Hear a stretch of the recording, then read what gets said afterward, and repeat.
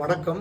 ராசி பலன்கள் வாழ்வியல் சேனலுக்காக கண்டி பகுதியில் இருக்கக்கூடிய பூமிக்கடியில் இருக்கக்கூடிய ஜெம்ஸ் கற்கள், அந்த கற்கள் எடுக்கக்கூடிய ஒரு மாடல் இடத்துக்கு வந்திருக்கோம்.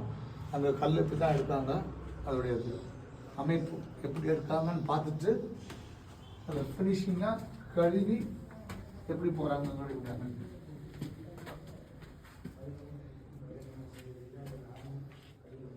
இதோட முடியுது வேலை. இதை முடிச்சுட்டு கழுவி பார்க்காங்க.